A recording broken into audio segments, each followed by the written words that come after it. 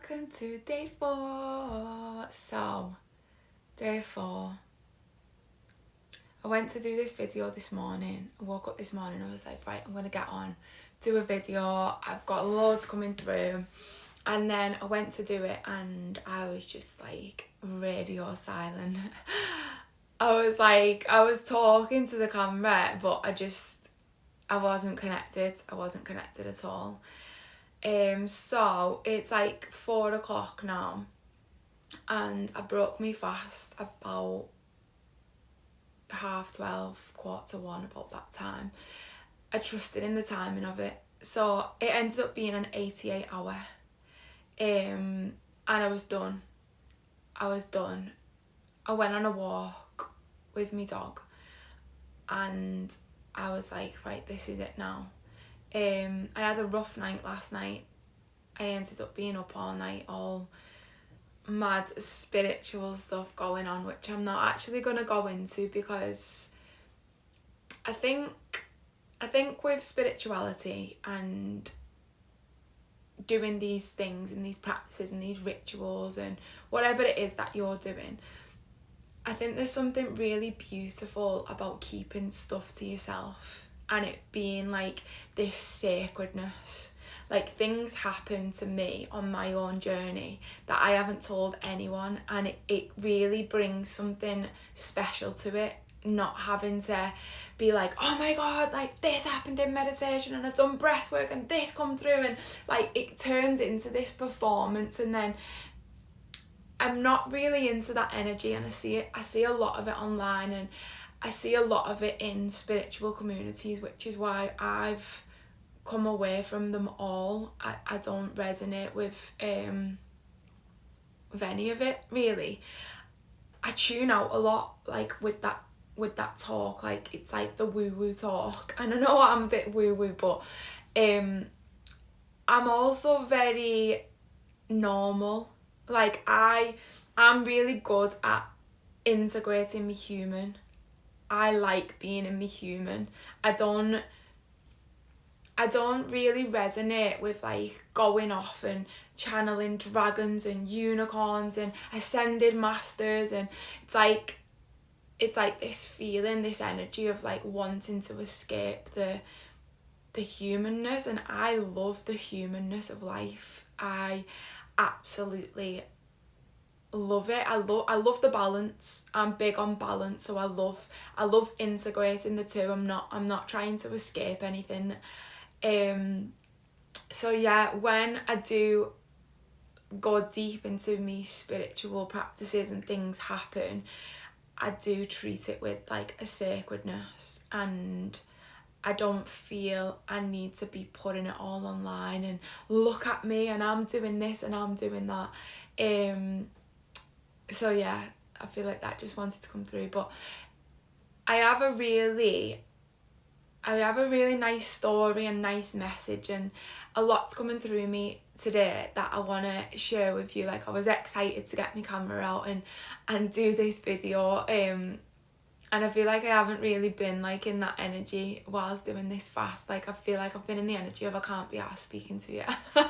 No offence, but I've been like, oh, why did I commit to this, like, showing up? And now day 4, now that I've come out of it, I'm like, right, I've got I feel like I've just got a different, I don't know, like, how do you feel about me? I'm interested in like speaking to some of yous to see how I feel, because I feel different.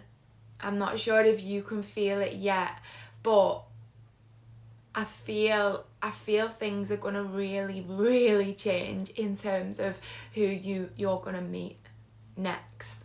I feel like I've unlocked a part of myself. And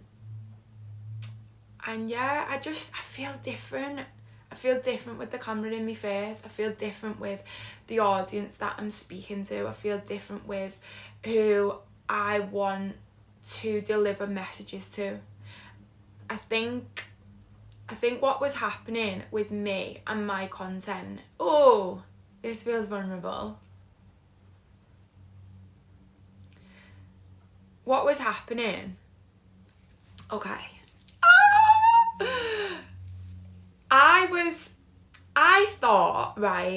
I thought that me showing up, me having a podcast, me having a YouTube channel, me being on stages, me being on Instagram and stories, and the way that I put myself out there, I thought it was me. I thought it was about me.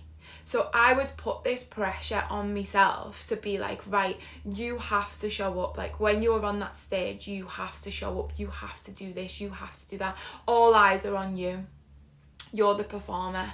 You're the puppet master. Like, let's go. It's all about you. So then when people are following you, when people are resonating with you, when people are buying into you, whatever, your live events, how many tickets you sell, how many views you get, how all of it, it's all about Catherine. Everything's about Catherine. Like, this is Catherine's world. And that came with a lot of pressure to deliver to all of you, because I obviously want you to connect with the parts of me that you get something from. Like, I want that. Of course I want that. I want you to watch a video or listen to me message and be like, wow, I really needed that today. But what was happening was, I thought it was me doing that. I thought that I had to be in control. I had to figure it out. I had to be the one. And what I'm now becoming to realise is this is nothing to do with me. I'm just the vessel. I'm just being used. And whatever God wants to bring through me that connects to you, that you resonate with, that you feel, that's what I want. It's the feeling. It's nothing to do with me. And I think I've released this pressure, and now it's turned into not having to show up in any certain way, not having to be perfect, not having to be figured out, not having to be like, oh, what should I talk about, what subject, like I want people to resonate, but all that has just disappeared. Like, it doesn't, as I'm recording this, I do not care. I trust. And it's funny because this is the thing with the work, like the way that there's so many layers, because I thought that version of me did trust, and now I've came to realise I didn't trust. Now I trust. But then I think there'll be another version of me is telling this version, well, you wasn't trusting either. There's all these layers, but now I really am trusting that if you find my message and you receive me and you resonate with me, there's something within you that is connected to something within me. And I need to just get out of the way of that, because I can't control that. That has nothing to do with me. I'm just a messenger. I'm just being used. And it's the same with me live events as well. Like, I'm not actually doing anything. Oh, a message has just come through, a complete different video is going to be recorded now. I wanted to come on and speak to you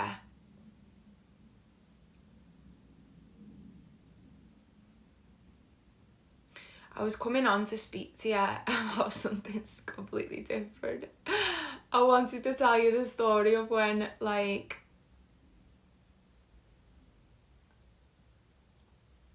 okay, I'm not going to tell that story now.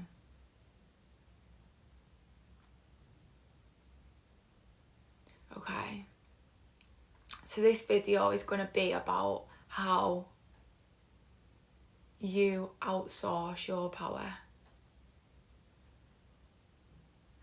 And how you are... Oh, I'm so sorry. Like, you're just going to have to bear with me while I'm getting used to all this. So, this video is going to be about you taking back your power and realising where you outsource it. And remembering who you are, like the power that you hold within. Sorry, I just had to pause it then because didn't understand what was happening.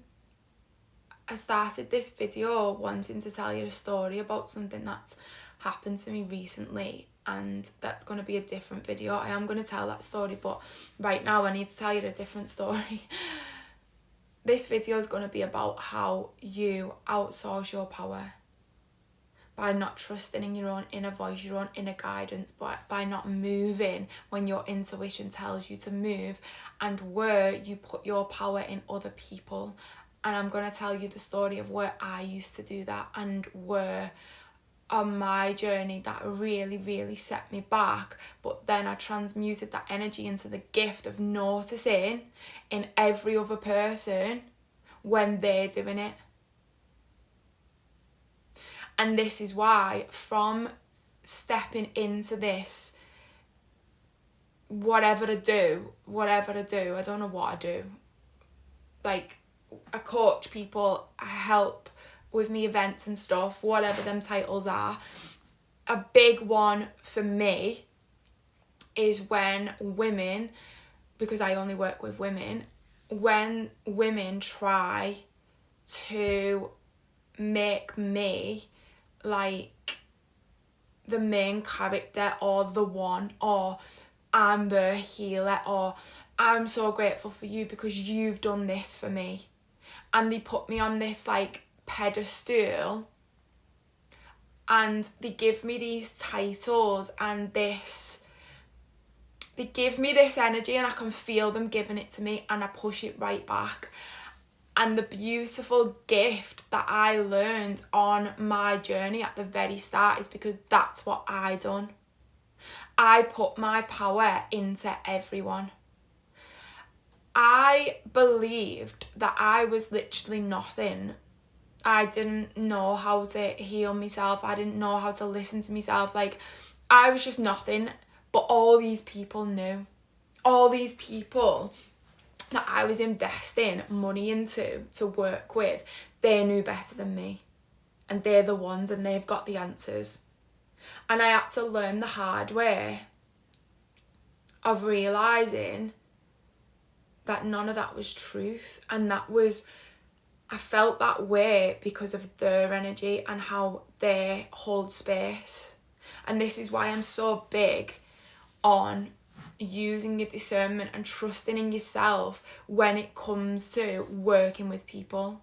Because there's a lot of people out there, and I've also worked with them, and this was at the start of my journey, who aren't actually looking to help you on your journey. And this could be happening on like a subconscious level where they don't realise that they're doing this, it's their shadow, but they're actually looking for more of a fan club than helping leaders to lead. Where I have a belief with the level of women that I attract in terms of like their trauma and what they've been through and the work that I deliver, I'm here to lead the leaders. That's a belief that I have. I'm not here to have a fan club. I'm not here for you to look up to me and you think I'm this or that. And I get it a lot with me events. I get it a lot with the women at me events who come, and you might have seen me videos where I help them to release because they're really blocked and they're holding it in, and the throat chakra is so blocked and the heart just feels so heavy and the jaw is tense, and I feel them. I can feel them from across the room that they're holding it in, because if they let go, they don't know who they are.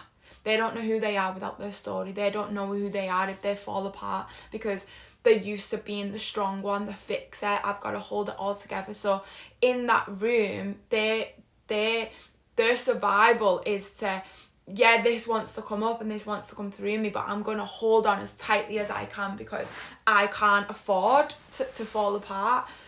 And then I'll come over to them, and all I'm doing is just being a safe space for them to let go. That's it. And my connection isn't actually to them. I don't really take much notice of them. As weird as that sounds, it's their inner child. Like, as soon as they walk in that room, I make contact and connection with that little girl inside of them. It's her who I build trust with. It's her who I need to let me in. It's her who, when I'm with them women and I've got my hands on them, I'm touching the heart space or wherever I'm led to be with them, I just feel their inner child. And that's when they're then able to just let go and they release, and then, you know, what you see on the videos and whatever. But then what will happen is they will instantly try to make that about me. And they will make out, and if you've been to one of my events, you know that you do this.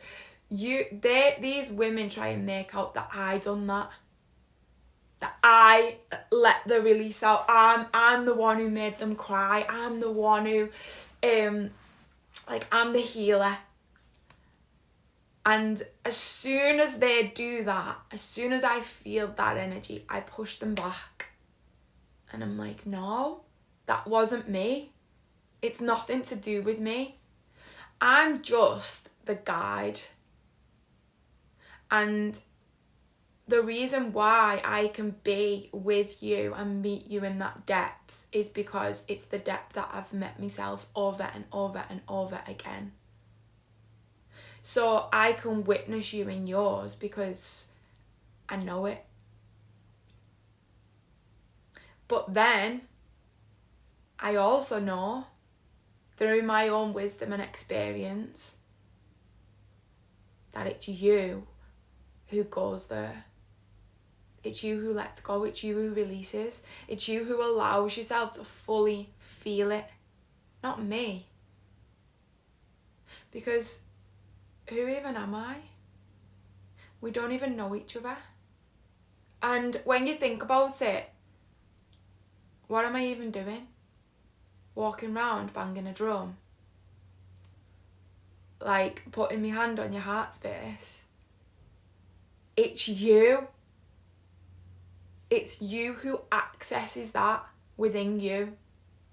It's you who connects to your inner child. It's you who allows yourself to feel this safety from within you. And I think what we do, especially as women, we're really good at giving that to other people. Because it's easier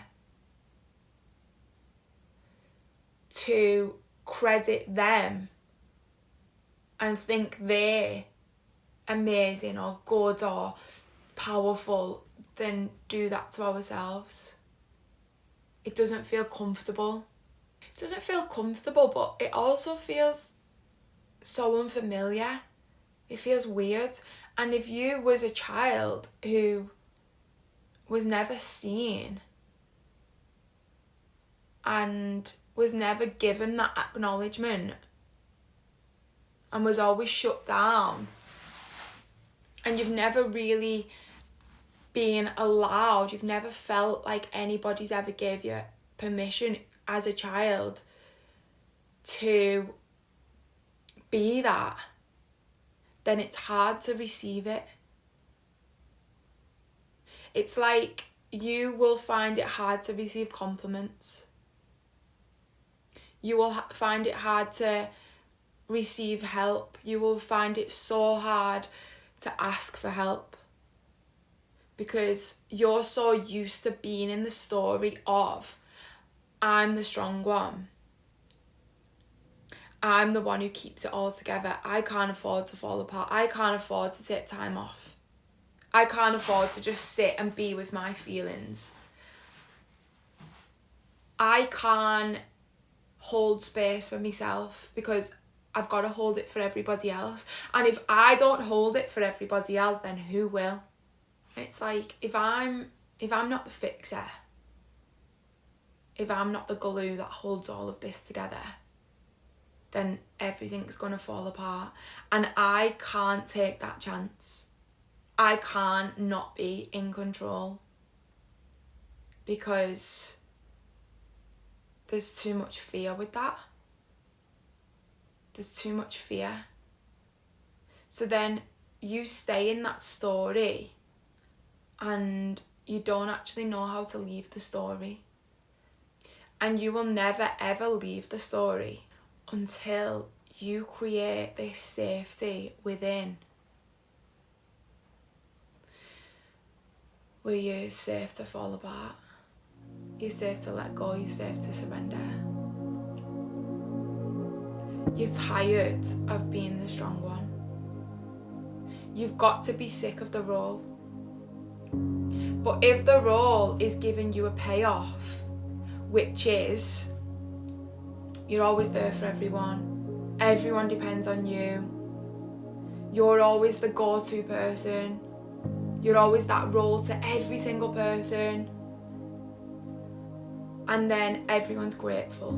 Oh, I can always rely on you. You're always the one. So then the payoff is you feel good for being there for them. But then the deeper awareness is that comes at a cost. And the cost is not being there for you. And that lack of boundaries is actually disrespect. It's a lack of self-respect. But you've created a story again from childhood that you don't have boundaries because everybody needs you. I'm so needed. Everyone needs my energy. I need to help everybody.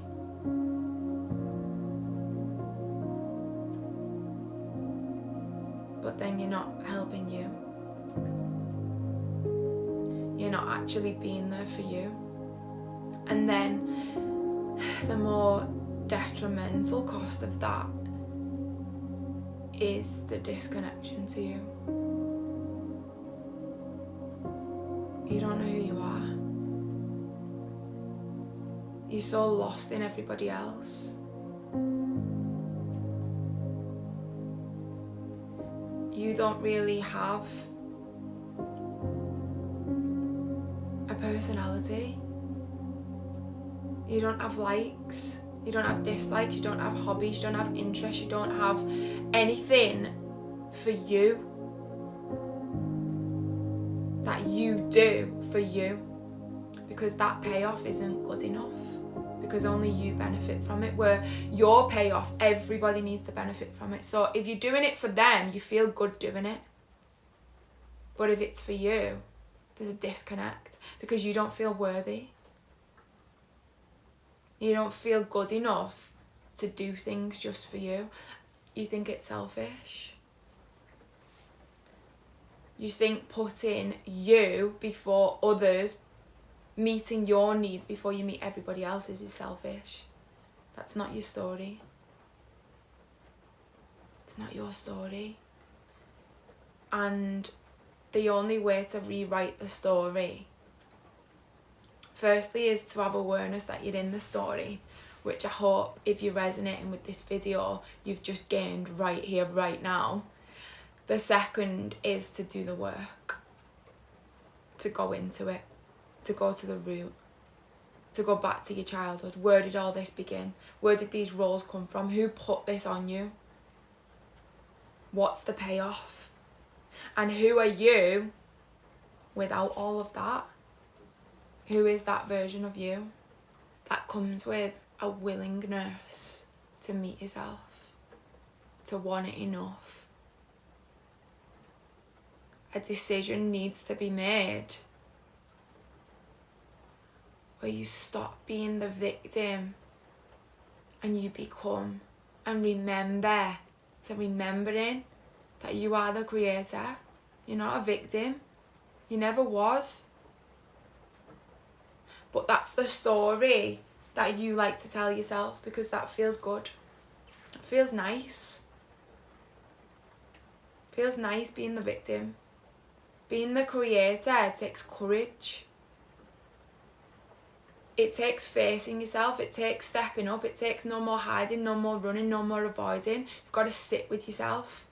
You've got to take accountability. You've got to step into responsibility for why your life is the way that it is, why you lack boundaries, why people walk all over you, why everybody takes the piss out of you, why you people please, why you keep the peace, why you are the fixer, the glue, the one who keeps it all together, why you choose to be in that role, because it's a choice. But when you're the victim, it's not a choice.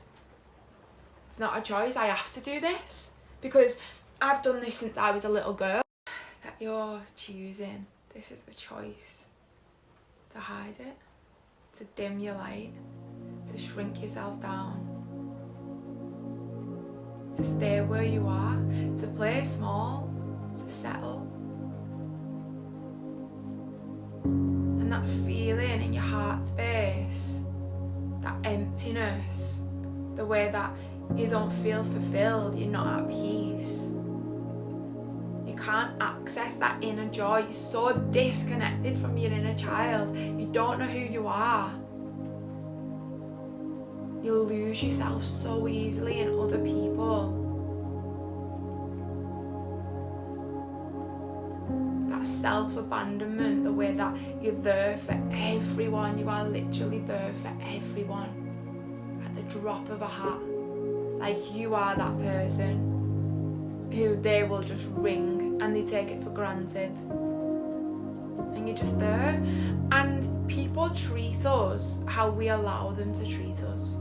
I'm so big on that. I'm so big, and this is why I can't play into the victim energy when I'm with people or when, you know, women invest into me to coach them. Like, I am very straight and upfront with how I help you on your journey, because I don't believe in this victim mentality of he treats me like that and my mum does this and all my family take me for granted and no one appreciates me and I'm this and I'm that. You're choosing it. You're allowing it. You get to choose how people treat you by what you accept. So you don't get to choose whether they want to disrespect you or speak to you like a piece of shit or use you and abuse you. You don't get to choose that. That's on them. But you get to choose whether you allow it or whether you're like, this actually doesn't serve me. This doesn't feel good to me. This connection doesn't actually serve me. So I'm gonna choose to disconnect from it. I don't want this. If this is what it takes to be in a friendship or in a relationship with you, or to be your sister or your brother or your daughter, I'm out. I'm not going to play into this. I'm not available. I'm not available for this energy. And this is where your boundaries come in. We have to have boundaries. We have to. And people who don't have boundaries, let me tell you something now. Let me tell you this, right? I got dead cold then, but I've got a really, really specific message that's coming through, and it's for you. I promise you, if you're still watching this and you've not turned me off yet, this is for you.